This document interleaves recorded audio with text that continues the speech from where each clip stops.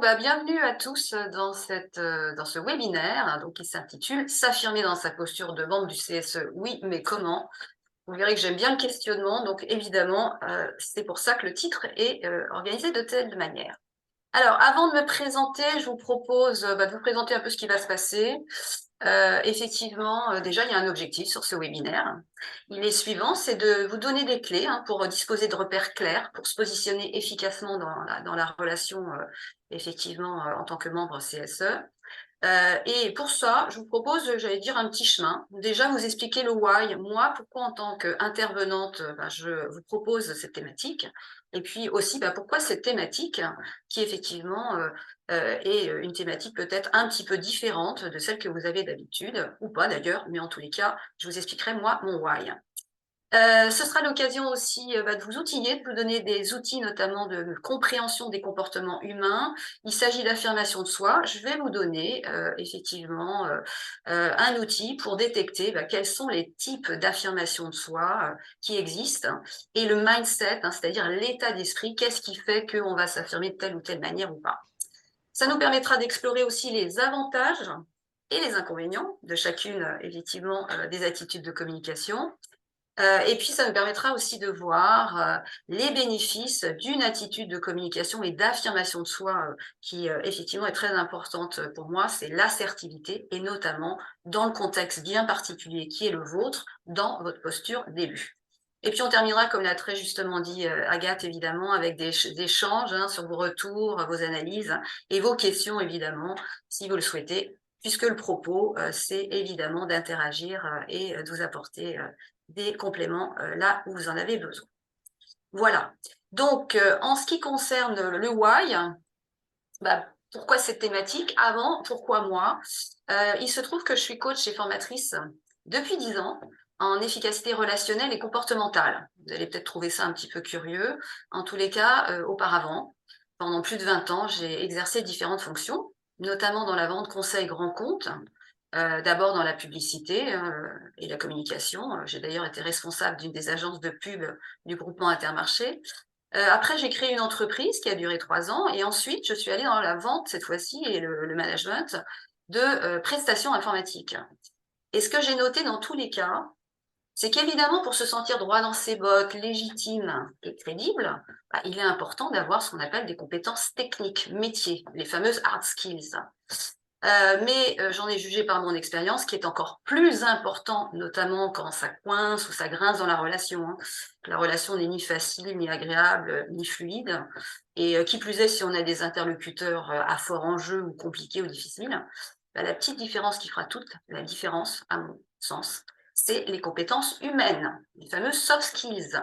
Donc, compétences humaines, ça veut dire relationnelles, ça veut dire comportementales.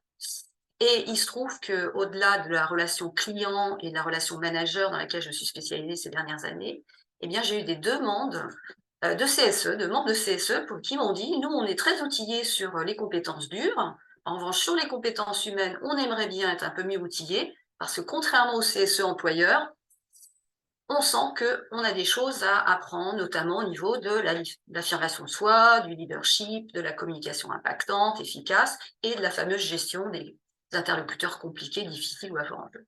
Voilà, donc c'est pour ça que je me suis formée à la SSCT, j'ai fait beaucoup de séminaires pour des CSE, etc. Et maintenant, ça devient plus ou moins au cœur de ma pratique, et j'aime beaucoup ça. Voilà pour ce qui concerne mon WAM. Alors maintenant, on va aller sur, effectivement, plutôt sur vous, puisque c'est important. Pourquoi cette thématique? Pourquoi je vous la propose? Eh bien, tout simplement parce que effectivement, il y a des enjeux et des impacts qui sont importants et d'autant plus importants pour vous, selon des éléments qui sont tout simples. Déjà, votre personnalité. Est-ce que vous êtes plutôt dans l'introversion ou l'extraversion? Parce que l'affirmation de soi, du coup, ça demande plus d'efforts dans un sens que dans l'autre. Est-ce que vous êtes des nouveaux membres du CSE? Ou alors, au contraire, des membres, j'allais dire, aguerris, qui sont déjà à plusieurs mandats? Est-ce que vous êtes sur effectivement un CSE central plutôt qu'un CSE établissement? Là encore, les enjeux et les impacts qui peuvent être différents.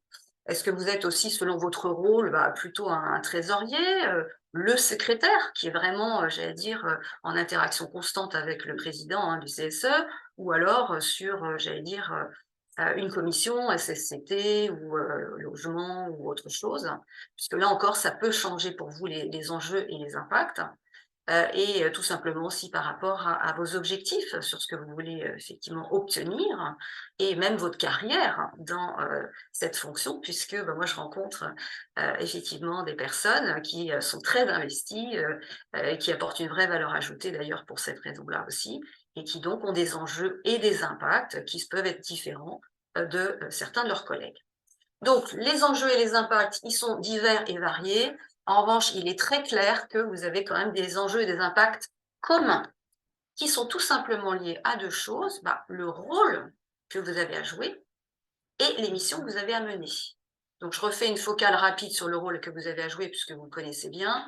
Vous savez que vous êtes à la fois des grandes oreilles et dans la proximité avec les salariés puisque votre rôle, bah, c'est de les représenter et de les défendre, hein, défendre leurs intérêts, hein. Effectivement, par exemple, les réclamations, hein, il s'agit tout simplement de recadrer les choses, de faire un rappel à la loi. Vous êtes là, non pas pour revendiquer, mais tout simplement pour réclamer. Et c'est parce que vous écoutez bien, j'allais dire, le terrain et vos collègues que vous allez pouvoir vous affirmer de manière utile et efficace. Donc, le rôle à jouer, il est capital. Vous avez un rôle de communicant, à la fois avec vos collègues salariés, mais aussi d'intermédiaires, puisque communiquant aussi avec le CSE employeur.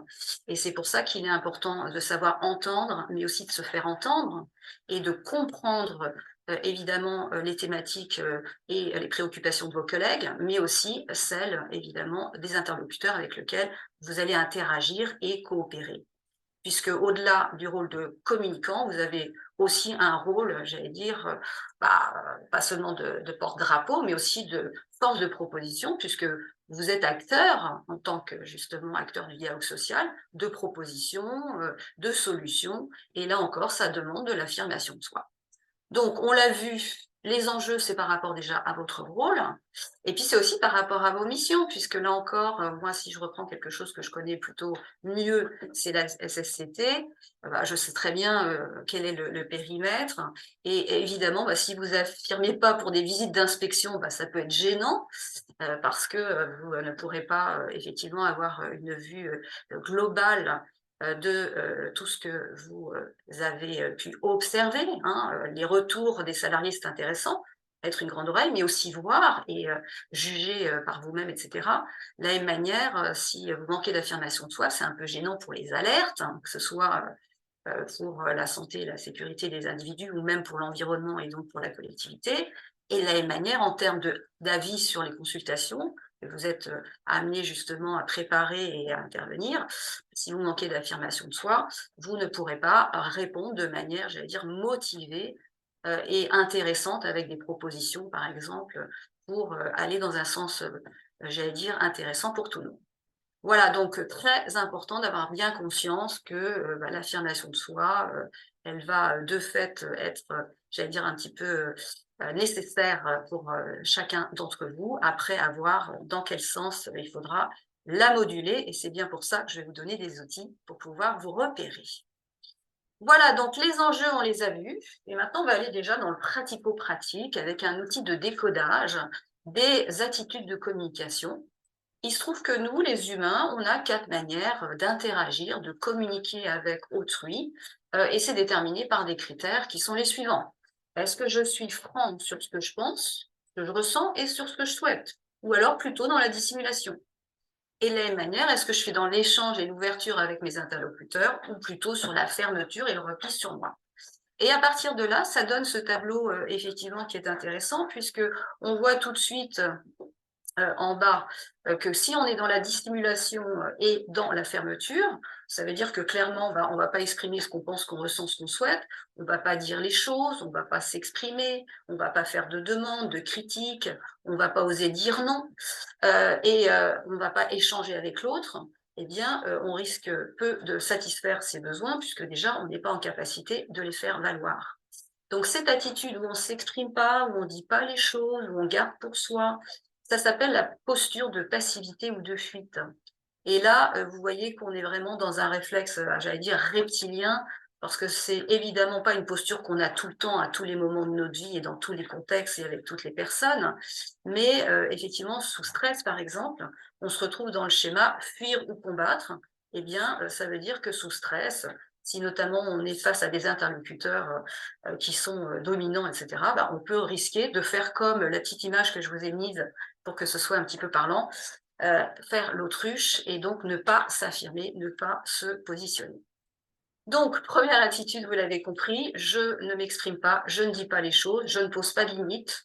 Par exemple, typiquement dans la passivité, la personne aura du mal à dire non et elle dira oui même si elle pense non. Donc, on en parlera plus en détail tout à l'heure, ce qui veut dire que effectivement, elle brouille sa communication. Alors, on a exactement l'opposé avec quelqu'un qui est dans la franchise sur ce qu'il pense, ce qu'il souhaite, ce qu'il ressent, et en même temps, bah, la fermeture à l'autre, parce que pas du tout intéressé par ce que pense, souhaite et effectivement ressent l'autre. Donc, quand on est dans cette attitude, effectivement, et de franchise et de fermeture à l'autre, donc de repli sur soi, il n'y a que moi qui suis concernée et l'autre ne m'intéresse pas, on appelle ça l'agressivité. Donc l'agressivité, c'est vraiment une posture où la personne va être très franche en termes de savoir-dire, c'est-à-dire, j'allais dire, brute de décoffrage, hein, sans filtre. Elle va vous dire précisément ce qu'elle veut et ce qu'elle ne veut pas, et ne fera pas effectivement preuve de grande diplomatie. D'ailleurs, dans l'agressivité, on a typiquement quelqu'un qui veut dominer par la force et qui s'impose. Et de cette manière, on peut dire que l'agressivité, c'est exactement le contraire de la passivité, puisque le passif ne s'impose pas, il se laisse imposer, hein. Rappelez-vous, qui ne dit mot consent, hein. Donc, bah, l'un, effectivement, va se laisser dominer et l'autre va chercher à dominer par la force. C'est pour ça que je vous ai mis le petit visuel de Dark Vador, parce qu'un agressif n'hésite pas à faire des critiques, des reproches, pointer sur tout ce qui ne va pas chez vous et donc vous attaquer, vous lancer des piques. Et il est vrai que l'image de Dark Vador me semble assez parlante parce que quand vous avez un Dark Vador face à vous, ça m'étonnerait que vous sentiez très à l'aise sur le plan émotionnel. Voilà, donc le Dark Vador, bah, c'est agressivité. Et c'est vrai que bah, c'est là que ça vous fait penser tout de suite à des personnes qui vont vous dire c'est comme ça, tu fais ce que je te dis, je te demande pas ton avis, et qui n'hésitent pas à vous faire des critiques et des reproches. Donc là, on l'a vu, on est vraiment sur, notamment en situation de stress, hein, puisqu'évidemment, tout le monde n'est pas agressif tout le temps. Mais en situation de stress, là, on n'est pas dans je fuis, hein, mais c'est je combat, hein. Voilà, donc c'est très reptilien tout ça. C'est très aussi, j'allais dire, de l'ordre du réflexe. On est dans des comportements réflexes, on ne réfléchit pas. Je suis dans la fuite ou dans le combat. Et ce qui est intéressant à voir, c'est qu'il y a une troisième attitude qui, elle, est intermédiaire. Et donc, c'est l'attitude à la fois où, cette fois-ci, je suis dans l'ouverture au dialogue, donc j'écoute la personne, ce qu'elle pense, ce qu'elle ressent, ce qu'elle souhaite et effectivement ce qu'elle dit. Et en même temps, je suis sur la dissimulation de moi, ce que je pense, ce que je souhaite, ce que je ressens. Et donc, bah, du coup, je ne vais faire finalement une attitude en apparence d'ouverture, mais uniquement pour extirper des informations que je vais pouvoir utiliser contre l'autre. Puisque là, on est véritablement dans le fameux profil que vous connaissez tous également, hein, les personnes qui ne sont pas franches du collier, mais qui en même temps vous mènent là où elles souhaitent à l'insu de votre plein gré, parce qu'elles jouent sur, bah, cette fois-ci, la dissimulation de leurs vraies intentions et surtout le levier émotionnel et psychologique, où elles vont vous faire culpabiliser, vous faire des chantages ou des menaces voilées, vont également effectivement jouer sur la séduction pour vous amener là exactement où vous voulez. Typiquement, j'aime bien donner cet exemple, quelqu'un qui vous demande si vous êtes disponible à telle heure et tel jour, vous répondez rapidement, bah oui, ah, bah ça tombe bien, tu pourras me remplacer parce que moi, effectivement, je te laisse ma place. Et elle s'en va, et sous l'effet de surprise, on n'a pas le temps de réagir, il dit, je suis pas d'accord, je t'ai pas dit oui, mais je t'ai pas dit non, non plus. Voilà, donc ça, c'est un petit peu pour vous amuser, mais bon, vous le savez bien aussi qu'en contexte CSE, la mauvaise foi, les techniques où on vous place le grand dossier sur le timing de la réunion au moment de midi où tout le monde commence à être fatigué, a envie de dormir, a envie d'en finir, c'est des techniques effectivement qui relèvent de ce schéma-là. Voilà, donc vous voyez une fausse ouverture au dialogue uniquement pour pouvoir tirer des informations à utiliser contre vous, et en même temps, effectivement, une attitude où la personne n'est pas franche sur ce qu'elle souhaite, ce qu'elle attend. C'est pour ça que, bah, évidemment, dans la manipulation, on retrouve les phénomènes de rumeurs, les phénomènes aussi de communication indirecte. J'ai appris telle chose, c'est bizarre, non? Et qui crée au niveau émotionnel bah, beaucoup de surprises, beaucoup d'émotions aussi pénibles. On ne sait pas trop sur quel pied danser et on se demande même ce que veut la personne. Voilà, donc effectivement des attitudes que l'on connaît tous, qu'on est tous amenés à avoir, puisque évidemment, vous l'avez vu, hein, se laisser dominer, parfois évidemment c'est le meilleur choix, dominer l'autre par la force en mode agressif ou par la ruse en mode manipulation. Il se trouve qu'il y a un quatrième mode qui existe et qui est très intéressant, où on est à la fois, cette fois-ci, dans la franchise sur ce qu'on pense, sur ce qu'on souhaite, ce qu'on ressent, et en même temps l'ouverture au dialogue, puisqu'on s'intéresse aussi à ce que pense l'autre, ce qu'il souhaite et ce qu'il ressent. Et là, effectivement, on est dans une approche qui n'est pas naturelle, qui s'apprend, qui se décide. C'est pour ça qu'en termes de mindset, on n'est pas dans le comportement réflexe, on est plutôt dans un comportement effectivement qui se décide et qui effectivement s'appelle l'assertivité. Donc là, la personne est ouverte à l'échange et en même temps, elle ose dire ce qu'elle pense, qu'elle souhaite, qu'elle veut, tout en écoutant l'autre, ce qui amène à un autre type de résultat, puisque là, bah, si on est dans l'échange, on est dans le dialogue, on est dans la possibilité de co-construire des solutions, on est dans la possibilité de négocier des choses et se dire aussi les choses de manière franche, mais en même temps, j'allais dire, courtoise, et sans vouloir effectivement empiéter sur les besoins de l'autre. Voilà, donc cette attitude s'appelle l'assertivité et justement, bah, je vais vous proposer d'aller un petit peu plus dans le décryptage de chacune d'entre elles pour avoir une vue plus précise de où vous vous situez en règle générale et notamment dans le contexte CSE, et puis aussi commencer à décoder vos interlocuteurs, puisque évidemment, bah, le schéma, est-ce que je suis dans la franchise ou dans la dissimulation? Est-ce que je suis dans l'ouverture ou dans, j'allais dire, la fermeture? Bah, ça vous concerne, mais ça concerne aussi vos interlocuteurs. Et comme vous le savez, le pouvoir, c'est l'information. Bah, plus vite on sait à qui on a affaire et comment on se comporte, plus vite on sera en capacité de changer des choses si c'est nécessaire. Alors, continuons notre exploration avec effectivement bah, cette question de mindset. Donc, vous l'avez bien compris, hein, le mindset du passif est différent du mindset de l'agressif ou encore celui du manipulateur ou encore celui de l'assertif. À quoi on le voit? Ben, on le voit tout simplement dans le comportemental et on le voit tout simplement dans la manière de se positionner dans la relation. Certains vont se positionner en position haute. Quand j'entends par position haute, ça veut dire que moi, mes besoins, mes émotions, mes solutions sont plus importantes que toi, tes besoins, tes émotions, tes solutions. Ça veut dire que la priorité, c'est moi. Et du coup, ça va déterminer un schéma de dominance. C'est pour ça qu'on parle de position haute. A contrario, pour certains, le schéma, c'est bah, moi, mes besoins, mes émotions, mes opinions sont moins importantes que toi, tes opinions, tes besoins, tes émotions.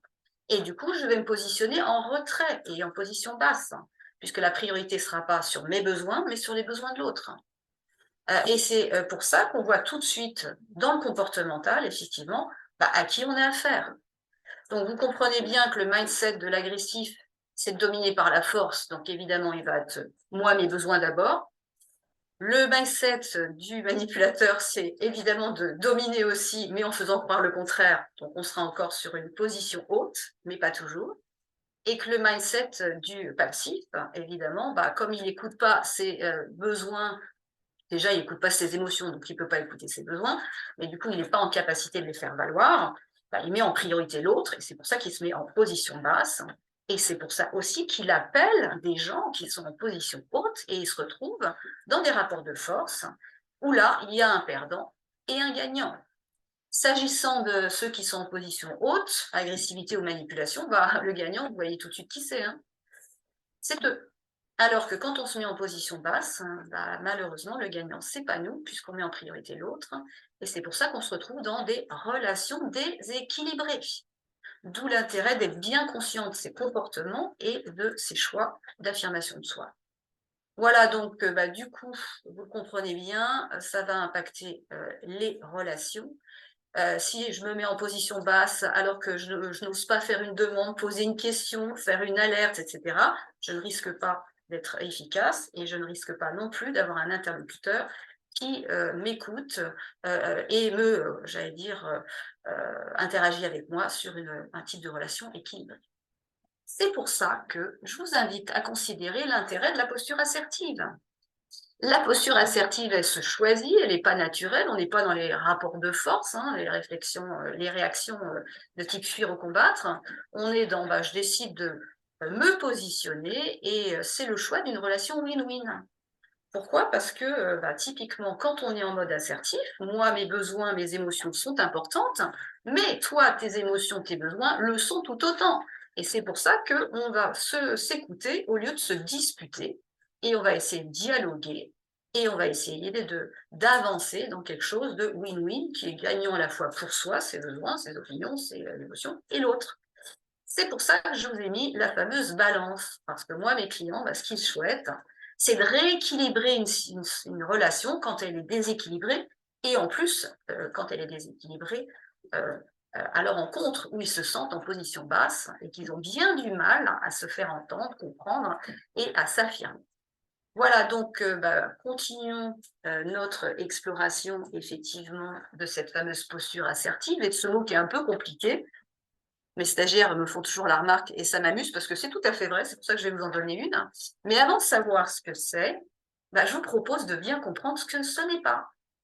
Donc l'assertivité, comprenez-les bien, c'est ni de la passivité, hein, où je n'ose pas m'exprimer, m'affirmer, donc dire les choses, ni de l'agressivité où je le fais de manière haut et fort et parfois contre-productif pour la relation, ni de la manipulation où je fais effectivement, là encore, le choix de dominer par la ruse, de ne pas être très clair, d'être plutôt dans l'implicite, et puis surtout sur le levier émotionnel, de mettre en difficulté mes interlocuteurs, puisque, évidemment, je choisis de me dissimuler. Donc, la définition que je vous donne de l'assertivité, c'est la définition commune hein, que vous retrouverez partout dans la documentation littéraire. Hein.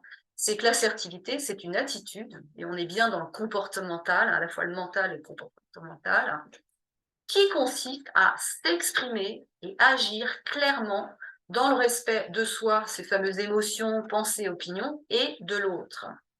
Donc, pour ceux qui aiment creuser un petit peu, assertivité, ça vient du mot anglais to assert, qui signifie tout simplement faire valoir ses droits.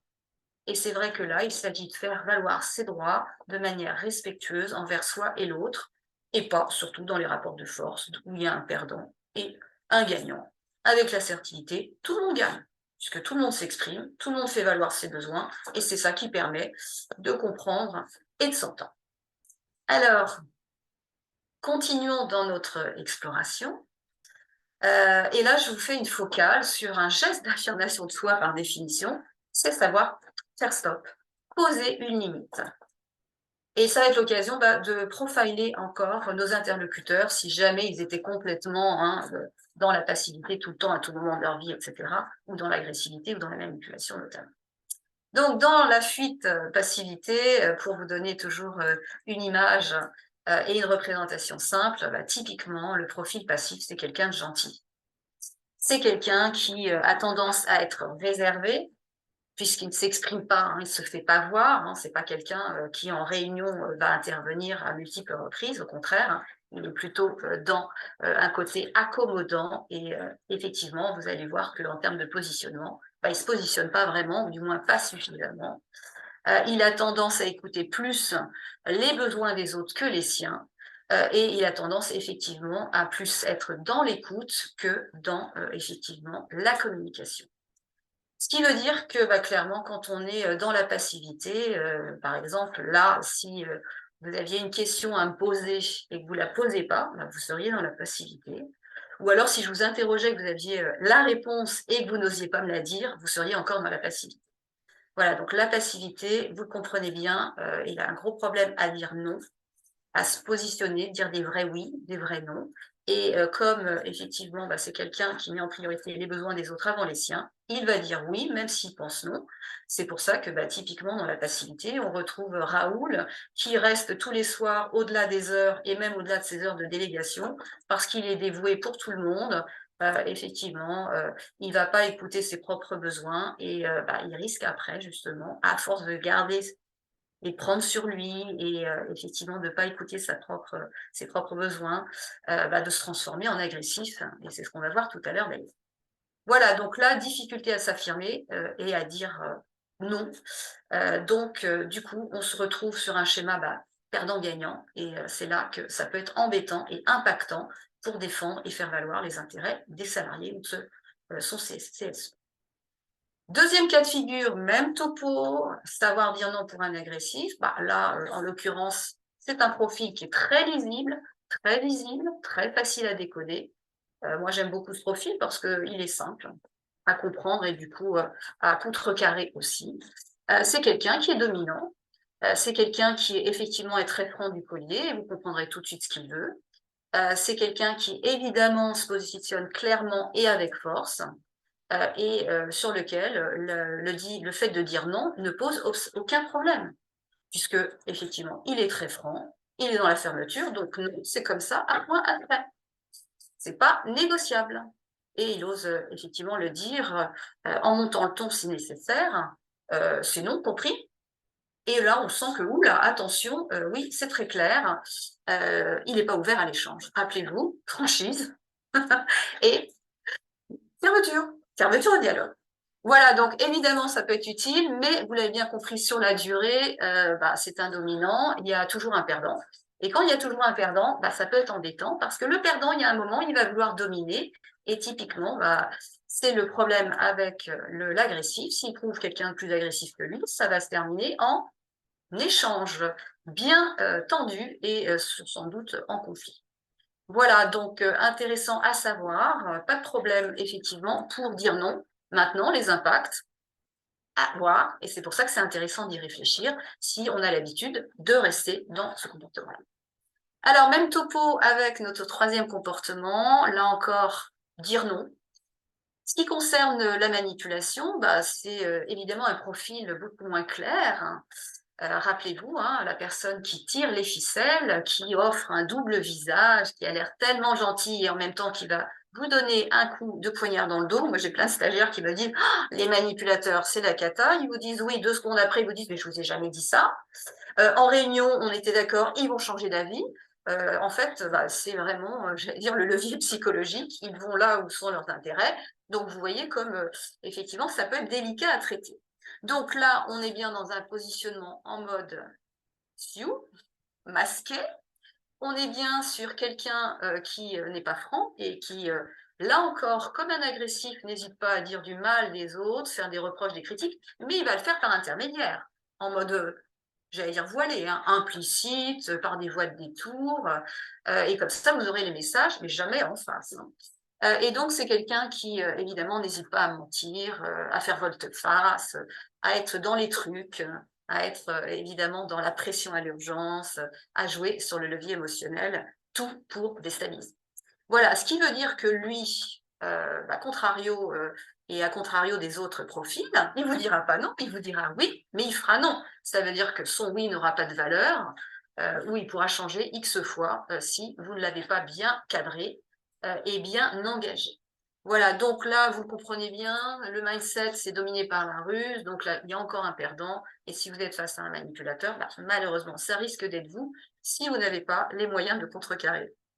Voilà, et donc pour finir sur la précision sur les profils, donc on sort des profils évidemment qui ne sont pas clairs, comme la passivité ou la manipulation, et on va dans un profil franc, mais franc et courtois, donc pas franc et brut de décoffrage comme l'agressif. Et c'est là qu'on retrouve la nuance avec le choix de l'assertivité, puisqu'on est à la fois dans de l'affirmation de soi, hein, il est très clair sur ce qu'il veut, sur ce qu'il souhaite, etc., mais en même temps dans le respect de l'autre et donc dans l'ouverture à l'échange. C'est pour ça que dans l'assertivité, les gens sont confiants, les gens sont ouverts, les gens sont courtois et affirmés. et c'est clair pour l'avoir vécu. Si vous, en tant que membre CSE, le CSE employeur est dans l'assertivité, eh bien ça fonctionne. J'allais dire, c'est sans encombre, on se parle clairement et gentiment et on fait avancer les choses dans le bien commun. Voilà, ce qui veut dire que là, la personne se positionne très clairement dans la relation, de manière claire, authentique, directe et respectueuse. Donc, on ose faire des demandes, on ose faire des critiques, on ose faire des refus. Et s'agissant du refus, puisque c'est la focale sur laquelle, effectivement, je vous propose de porter votre attention, eh bien, quelqu'un qui est assertif, il n'a aucun problème à dire des vrais oui, des vrais non. En revanche, c'est pas des non porte fermée, comment ça, évidemment c'est non. Non, c'est un oui parce que, un non pourquoi. Et donc, il vous dira non car telle ou telle raison. C'est injuste, non, c'est pour des raisons objectives, factuelles. Et oui, à une proposition alternative qui a des chances de faire avancer les choses, donc réaliste et réalisable. Ce qui veut dire qu'aucun problème, effectivement, pour faire des refus, sachant que là, ils sont motivés et motivants pour l'autre, puisqu'il y a du sens.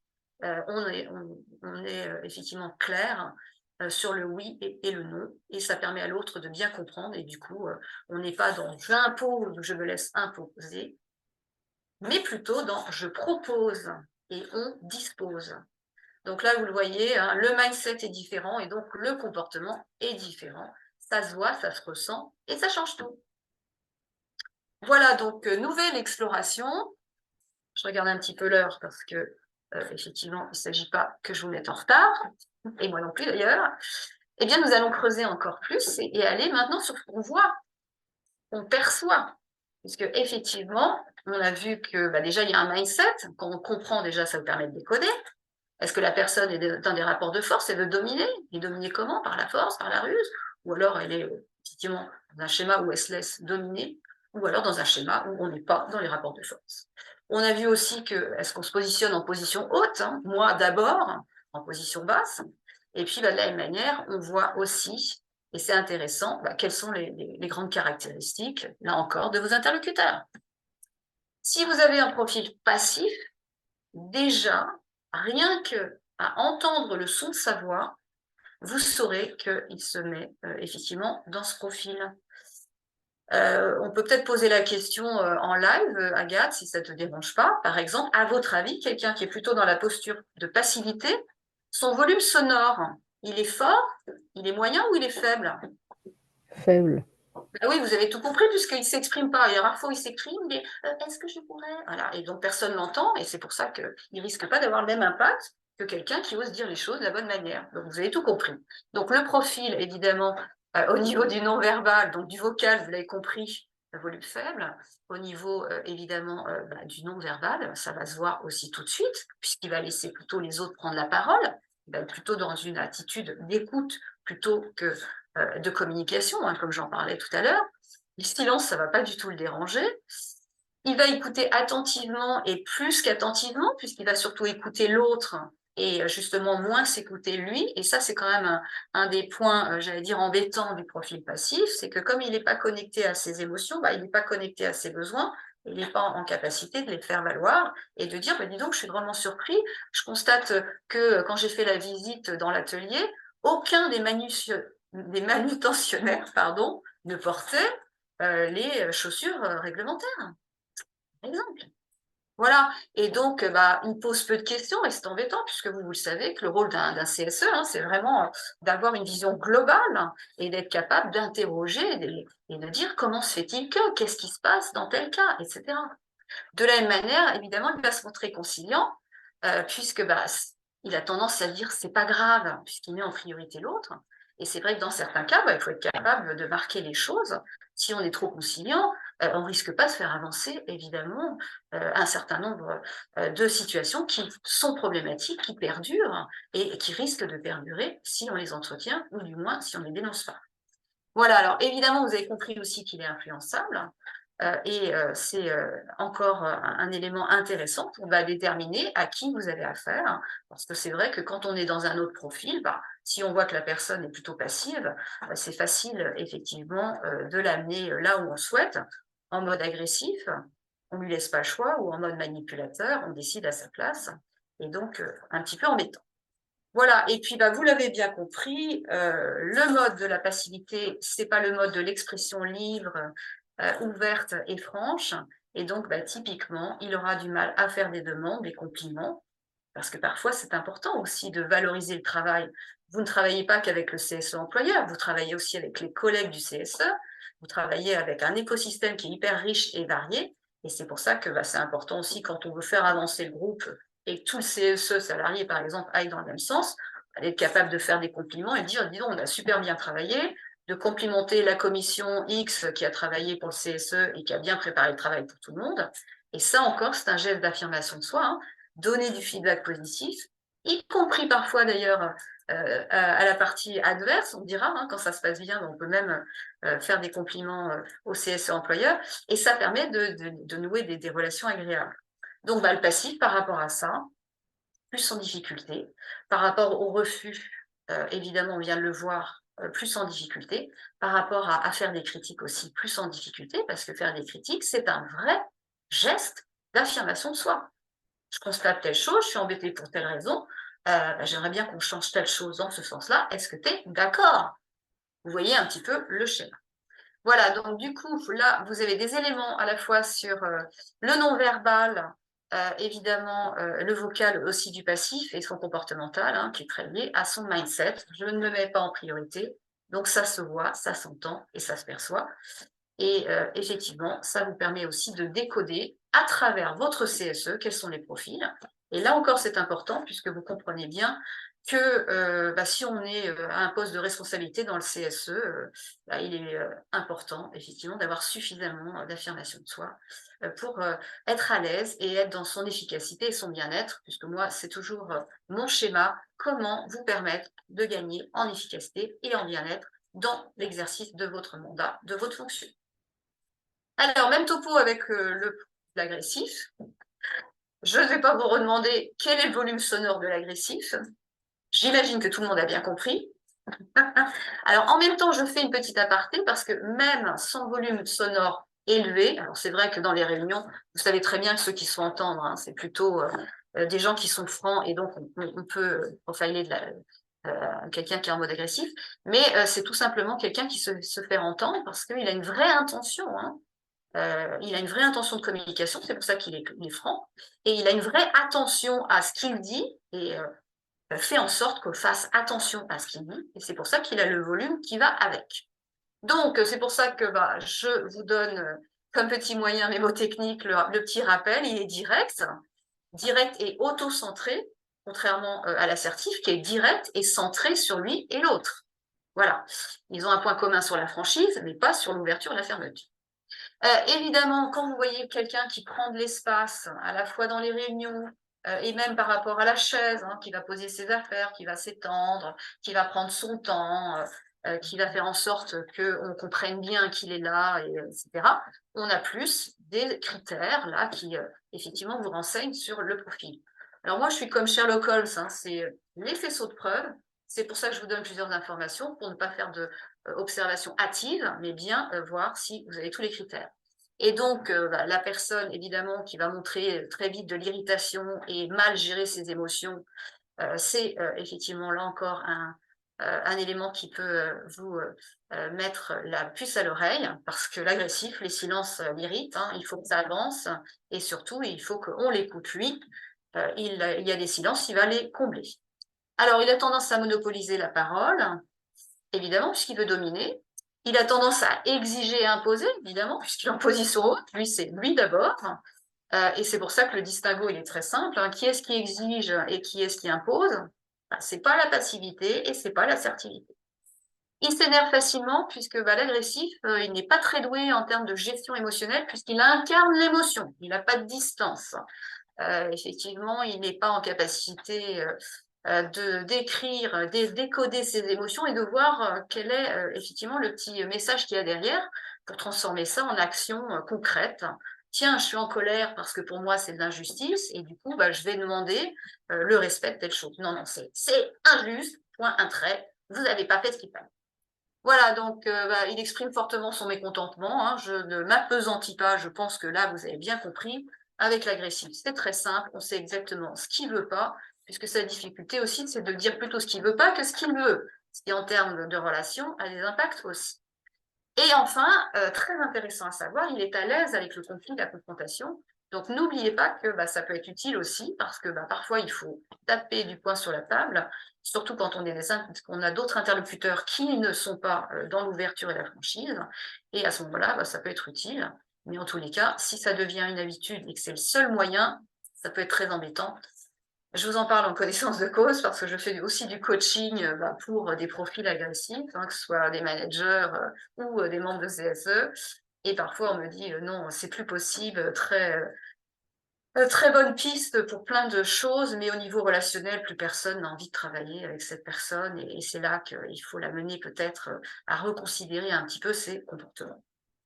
D'ailleurs, moi, je vous en parle en connaissance de cause parce que quand j'étais manager, heureusement qu'un de mes N+1 m'a fait un feedback en me disant « Marie, attention, vous êtes un peu trop sur le mode agressif où il faut vous suivre et votre timing et vos exigences, etc. Et vous stressez vos interlocuteurs. » C'est comme ça d'ailleurs que j'ai découvert l'assertivité, que ça m'a permis de changer et d'améliorer mes comportements. Voilà, donc continuons notre exploration. Et là, on est dans le profil manipulateur. Donc là, même topo, ça s'entend, ça se perçoit. Au niveau du volume sonore, là, la personne jouera beaucoup plus sur sa communication vocale. Tantôt, elle vous fera des silences lourds. Vous poserez des questions, vous direz qu'est-ce qui se passe. Tantôt, elle va moduler sa voix. Oh, toi qui es tellement doué pour faire le compte-rendu du procès-verbal, tu veux bien le faire à ma place. Et comme vous vous sentez valorisé, vous laissez tomber, vous dites pas, mais attends, c'est pas moi le secrétaire, hein. Enfin bon, vous le comprenez, quelqu'un qui est plus dans la théâtralisation, qui est plus aussi dans la dramatisation quand il faut.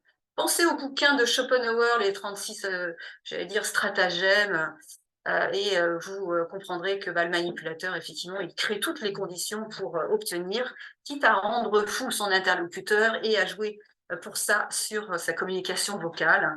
Pensez à Aie confiance, du fameux serpent K dans Mowgli. Il a tendance à jouer de sa voix pour vous hypnotiser.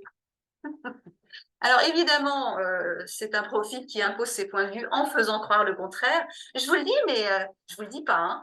Et c'est pour ça qu'il vous lance des tacles. On s'en rend pas toujours compte. Et après, on se dit, mais attention, là, il est en train de me remettre en cause, mais il me l'a pas dit franchement, mais qu'est-ce qu'il faut que j'en prenne? Voilà, donc c'est pour ça que le profil manipulateur, évidemment, là encore, vous allez pouvoir mettre des images, j'imagine, avec vos différents interlocuteurs et commencer à décoder et commencer à vous perdre aussi à vous identifier dans les différents profils. En tous les cas, vous l'avez compris, il va jouer sur le levier émotionnel, donc poser des questions qui y mettent mal à l'aise, jouer sur une façon de s'exprimer qui est floue, on ne sait pas trop finalement ce qu'il veut, qui est beaucoup dans l'implicite, donc jamais dans l'explicite, indirect évidemment parce qu'il passe par d'autres, mais attendez, on l'avait déjà vu ça, et on ne sait pas de quoi il parle, ça quoi, avec qui, quand, comment, etc. Donc il fait tout pour, j'allais dire, noyer le poisson et vous embrouiller l'esprit, et c'est pour ça qu'il risque d'y arriver. Voilà, donc très important là encore de bien décoder à qui vous avez affaire, notamment le profil manipulation, puisque vous l'avez compris, il cherche à vous déstabiliser et à jouer avec vous, donc à obtenir un insu de votre plein gré. Alors évidemment, j'en avais parlé tout à l'heure, c'est typiquement le fameux profil qui change d'avis tout le temps, qui essaie de vous rendre chèvre, et qui fait que là, vous risquez d'avoir, j'allais dire, des émotions assez pénibles et même assez intenses parce que, effectivement, vous ne savez plus quoi faire et vous ne savez plus quoi penser. Voilà, et puis évidemment, il aime diviser pour régner. Pensez à des stratégies que vous avez dû déjà vivre et expériencer. C'est pas très agréable et en même temps, parfois, ça peut être utile. Je vois que j'ai des stagiaires qui me disent que parfois, si le schéma officiel ne fonctionne pas, ils peuvent passer par des schémas plus officieux qui peuvent avoir de l'efficacité. C'est pour ça qu'on va voir la suite et que ça vous permettra évidemment de voir ce qu'il en est dans vos choix de posture. En tous les cas, moi, je vous invite vraiment à aller vers le profil assertif. On est dans la franchise, sauf qu'on pense, qu'on souhaite, ce qu'on ressent, et dans l'écoute, l'autre, on est vraiment, effectivement, dans quelque chose qui est clair au niveau de la communication et qui est clair au niveau de la relation. Elle est équilibrée, on se parle en gens adultes.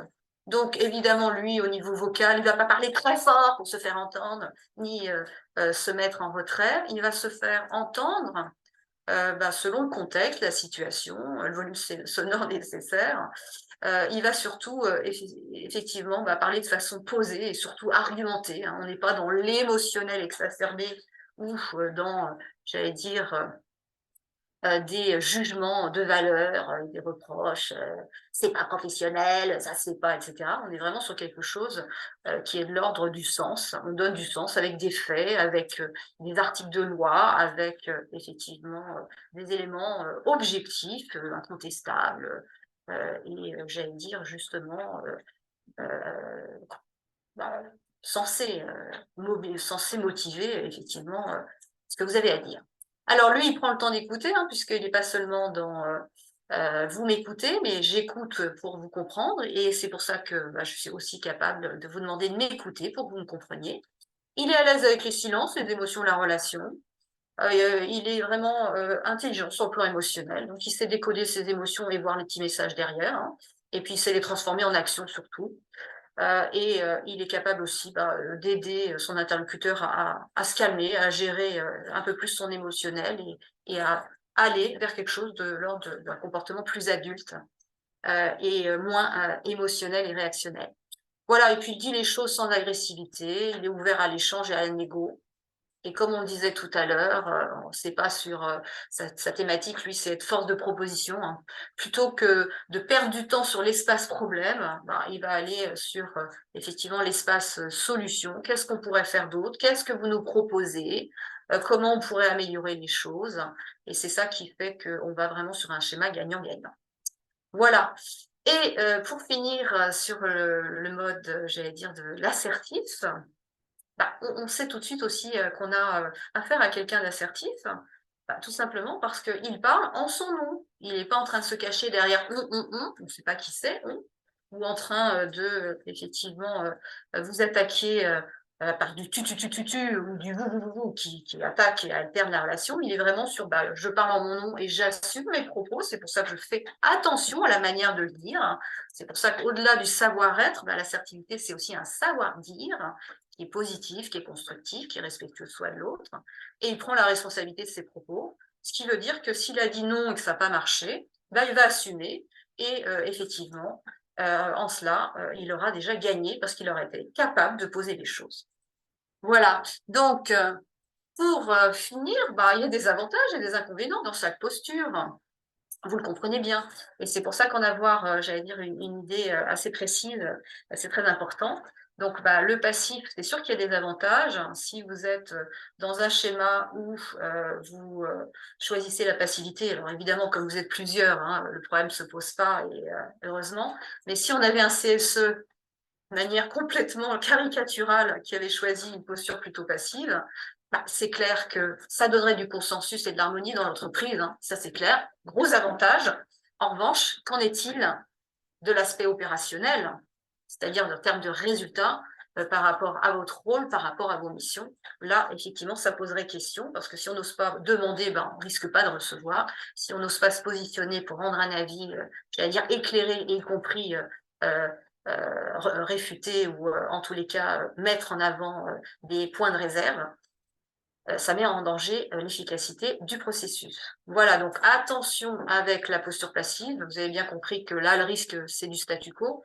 Et puis bon, je vais un petit peu au-delà. Le risque aussi, c'est de pas d'être dans un désaveu, hein, parce que les salariés ne pourront pas faire entendre suffisamment leur voix. Évidemment, vous l'avez compris. Et puis aussi au niveau, j'allais dire personnel, il y a un coût à payer, parce que quand on est trop dévoué pour les autres et qu'on s'oublie soi-même, eh bien, mal à dire les choses, ça peut se transformer en maladie et en burn-out, hein. Moi, je vois que le meilleur choix pour effectivement essayer de prévenir le burn-out, c'est s'affirmer, écouter ses besoins et les faire valoir. Alors, même topo sur l'agressivité, vous l'avez bien compris qu'il y a une forte intention, hein, c'est moi d'abord et j'essaie de dominer par la force. Donc, en termes de résultats, ça peut évidemment donner beaucoup de résultats, notamment si en face, on n'a pas le même profil. En revanche, les impacts, hein, ils peuvent être assez nombreux et variés, puisque déjà, si on est sur un mode agressif, ça risque d'avoir des impacts sur le plan relationnel, on en parlait tout à l'heure, et donc du coup sur la mission aussi, puisqu'il va y avoir des vrais blocages, des vraies incompatibilités, et que ça peut créer au niveau de la relation des impacts délétères, hein, négatifs, comme on n'arrive plus à communiquer, on n'arrive plus à s'entendre et on est dans les tensions et les conflits. De la même manière, la manipulation, vous comprenez bien, là encore, c'est positif pour la personne puisqu'elle a des chances d'obtenir, puisqu'elle a une forte intention, elle veut dominer mais par la ruse, même, c'est pour ça que je parle d'apparence non hostile, mais c'est le même schéma, hein, c'est dominer. Donc au niveau opérationnel, ça peut donner du résultat, surtout à court terme, mais bon, à long terme, si on avait un CSE uniquement dans la manipulation, vous savez bien que ça aurait des impacts là encore sur le CSE, sur évidemment l'aspect relationnel, et ça créerait des climats délétères, puisque là, c'est carrément la confiance qui serait remise en jeu. Je n'accepte pas de travailler avec tel interlocuteur, il ne m'inspire plus confiance, et du coup, nous préférons arrêter effectivement les frais à ce moment-là. Voilà, donc ce qui veut dire que là encore, assertivité, j'y reviens. Pour moi, c'est la posture du dialogue social par excellence, puisque vous êtes là pour effectivement défendre et non pas attaquer le CSE employeur. Vous êtes là pour le défendre, et c'est vrai qu'en le défendant de manière, j'allais dire, positive, constructive pour la relation, vous avez plus de chances effectivement d'obtenir. En même temps, et je le sais parce que je travaille avec pas mal de syndicats, parfois ça ne fonctionne pas, et d'ailleurs je leur ai même créé des modules pour quand ça ne fonctionne pas avec l'assertivité, qu'est-ce qu'on fait d'autre. Et c'est vrai que parfois, hein, c'est l'agressivité ou la manipulation, ou la passivité d'ailleurs, qui va être votre meilleur choix. Évidemment, c'est vous qui êtes maître de votre jeu, de vos interactions avec votre CSE et de la stratégie que vous voulez mener selon les résultats que vous souhaitez obtenir. Voilà, donc pour finir, vous l'avez compris, en résumé, il y a 4 postures possibles d'affirmation de soi. La non-affirmation de soi, on se laisse dominer, on est effectivement dans la passivité, on ne s'affirme pas suffisamment. Dominer l'autre par la force, et là on va s'affirmer haut et fort. Dominer l'autre par la ruse et le levier psychologique, et là on s'affirmera en mode masqué, par des voies de détour. Et enfin, sortir des relations basées sur les rapports de force, aller sur du gagnant-gagnant. C'est s'affirmer de manière altruiste, hein, je fais de l'influence, mais pas seulement pour moi, pour que ça fonctionne mieux pour moi et pour le CSE employeur. Et dans ce cas, on est dans un mode effectivement d'affirmation, j'allais dire efficace, parce que positive et constructive pour soi, mais aussi pour les autres, j'allais dire, interlocuteurs de votre écosystème. Ce qui veut dire qu'en termes de bénéfices, l'assertivité, je vous ai mis les grands mots, hein, on pourra les définir plus avant si vous avez des petites questions. C'est vraiment le mode coopératif, c'est vraiment le mode orienté solution plutôt que problème, c'est plutôt le mode orienté résultat et efficacité, c'est du pragmatisme, ça passe par de la communication, j'allais dire, et de l'écoute. C'est vraiment un leadership où on sait réguler ses émotions et donc dire les choses de la bonne manière pour être entendu et compris, et de manière positive pour effectivement entretenir des relations sur la durée et pérennes. Voilà, donc je vois qu'il est 12h25, j'ai un petit peu empiété sur le timing, enfin 13h25, pardon. Je vous redonne juste, mais vous aurez de toute façon le manuel. Les clés de la posture assertive, c'est être capable de faire valoir ses besoins, ses droits dans le respect de tout le monde. C'est aussi d'accepter de comprendre un point de vue différent, et c'est important, hein, et pas seulement avec le CSE employeur, aussi avec ses collègues, hein, et avec les salariés. Hein. C'est aussi motiver et défendre ses positions de manière courtoise et pragmatique. Et puis, c'est nourrir et préserver la relation parce qu'on n'est pas sur une vision court-termiste. Hein. C'est vraiment à long terme, et vous, votre mandat, c'est quand même 4 ans. Et enfin, c'est communiquer en confiance et avec impact, pour que ce soit clair à l'intérieur du CSE, entre vous et vos collègues, et aussi à l'extérieur, et que ça puisse vous permettre d'avoir un seul et même message, plus facile à entendre et comprendre, et à transformer en action. Voilà. Donc, désolée, j'ai un petit peu pris le timing. C'est vrai que ce sujet me passionne, mais maintenant, je vous écoute. Je vous en prie, vous avez des... Merci Marie, hein. C'était très intéressant en tout cas ton intervention. On a déjà des questions dans le chat de groupe. Comment agir face à l'agressivité, la manipulation? Alors, c'est une très bonne question, et justement, ce que je propose dans les formations, c'est de former les CSE à l'assertivité, parce que l'assertif, c'est du leadership et c'est de l'influence positive. On va ramener, j'allais dire, l'autre par notre positionnement assertif à être assertif lui-même, et ça va permettre effectivement de sortir de leur comportement réflexe, manipulateur ou agressif. Donc là, je donne des outils, des clés pour avoir le savoir-être et le savoir-dire, et ça permet effectivement de reprendre un pouvoir et surtout d'aller sur du gagnant-gagnant parce que de toute façon, vos interlocuteurs, quand ils y trouvent leur compte aussi, ils vont aller dans votre sens. Et c'est pour ça qu'il faut savoir bien les ramener à ça. Voilà, donc la solution, c'est se former soi-même à l'assertivité pour les amener à aller vers l'assertivité. Et ça fonctionne très bien. Merci Marie. Deuxième question, pour la passivité, quels conseils et méthodes pour améliorer l'affirmation de soi et aller vers l'assertivité? Alors justement, dans les formations, je donne tous les outils, comment faire une critique, comment dire non, quel que soit son profil, et ça sert notamment au profil effectivement passif. Et puis surtout, je leur donne la clé aussi de écouter leurs besoins pour être capable de les faire valoir et donc se mettre eux-mêmes, décider d'être plus assertif, ça veut dire s'exprimer en jeu, se positionner, etc. Et tout ça, ce sont des outils sur lesquels je les fais travailler, réfléchir et qui permet à la fin d'une formation, pour tout le monde, d'être allé vers plus d'assertivité. Parce qu'en plus, on n'est pas que ceci, que cela, on est ceci plus cela. Mais là, d'être conscient de ses comportements, son savoir-être et de son savoir-vivre, et donc de savoir effectivement adopter le bon comportement pour soi et aussi pour la relation, puisqu'on ne peut pas changer les gens. En revanche, on peut changer la relation. Et le simple fait de se former à l'assertivité et de la pratiquer, ça change la donne pour tout le monde, que ce soit pour le passif, mais aussi pour le manipulateur et l'agressif. Tout le monde a y gagné. Nous avons également une question de Karine. Le tableau est très intéressant. Est-ce qu'on pourrait l'avoir? Je suppose qu'elle doit parler du tableau avec les différents profils. Karine, de toute façon, je compte vous envoyer le replay du webinaire, donc vous pourrez regarder le tableau par cette formule-là. Voilà, et puis vous avez vu Maître Yoda, hein. Maître Yoda, c'est la force tranquille. L'assertivité, c'est la force tranquille, hein. Ça veut dire qu'effectivement, on est pragmatique, réaliste, on n'est pas en train d'imposer.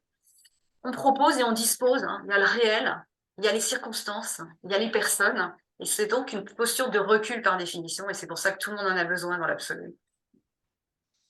Avez-vous d'autres questions à poser à Marie, à notre intervenante? J'ai un retour de Constantin. Merci beaucoup pour ce webinaire. Merci à vous, Constantin. Merci, Constantin. Moi, j'avais une petite question pour toi. Marie, tu nous as parlé de la posture assertive qui se travaillait. Est-ce qu'il y a également des facteurs externes, je pense éventuellement à l'environnement familial, qui jouent en fait sur cet axe-là et qui permet en fait que pour certaines personnes, ça soit plus inné que pour d'autres? C'est très juste, hein. C'est comme cette histoire de profil, hein. Les enjeux ne sont pas les mêmes quand on est plutôt introverti, extraverti. De la même manière, l'éducation, j'allais dire les expériences de vie, la personnalité font qu'on va plus vers un profil qu'un autre. Mais la bonne nouvelle, c'est que tout ce travail, et notamment, j'allais dire pour tous les profils, on peut devenir plus assertif. Et c'est pour ça que moi, j'ai formé des milliers de personnes ces dernières années au cours de ces dernières années à l'assertivité, que ce soit des managers, que ce soit des commerciaux, que ce soit des pros de la relation client ou maintenant de plus en plus des membres des CSE, parce que il y a des outils pour ça, ça se décide, je décide de me respecter et de me faire respecter, et à partir de là, quand vous avez ce mindset-là, effectivement, c'est beaucoup plus facile d'avoir le savoir-dire et le savoir-être qui va bien, surtout quand je vous ai formé aux méthodes pour faire des critiques et en recevoir avec assertivité, pour savoir dire non avec assertivité, pour savoir effectivement avoir tous ces gestes d'affirmation qui sont tout simplement finalement des outils à intégrer et à adopter et qui font que en fin de formation, moi les gens me disent maintenant c'est bon. D'ailleurs ils l'ont prouvé parce qu'on l'a vu dans les petites mises en situation, ils ont fait preuve d'assertivité, même s'ils n'étaient peut-être pas tant que ça au départ. Merci Marie. Dis-moi Marie, moi je me permets de prendre la parole du coup, donc je suis en CSE. Hein. C'est vrai qu'on propose cette formation aux élus de CSE et moi je discutais avec des élus justement qui me demandaient si on pouvait également la faire auprès de leurs managers. Si eux, en tant qu'élus, ils pouvaient presque, pas imposer, parce qu'on a vu qu'il fallait le faire avec assertivité, mais proposer fortement que finalement, l'idéal, ça serait que l'ensemble des collaborateurs soient formés. Donc, le dialogue, demander une formation, tout à fait. Ouais, là, rien ne les empêche de demander, hein, tout à fait. Et l'assertivité, c'est ça. C'est oser exprimer ses besoins et les faire valoir de manière respectueuse. Donc, j'aimerais effectivement telle ou telle chose. Et après, l'autre, effectivement, peut faire un retour. Mais si on n'en parle jamais, il ne se passe rien. Et si on dit je veux absolument ça, ça ne va pas se passer de la même manière. Donc tout à fait, on est dedans. De toute façon, c'est une thématique, j'allais dire, qui est une nécessité. À l'heure actuelle, en termes de communication, tout le monde n'est pas formé à une communication respectueuse de soi et de l'autre. Si on voit autant de conflits, si on voit dans les réseaux sociaux des paroles extrêmement violentes et des réactions très violentes, bah, c'est la preuve qu'il y a une carence sur le savoir-être et le savoir-dire. Et moi, c'est ça que je fais travailler. Voilà.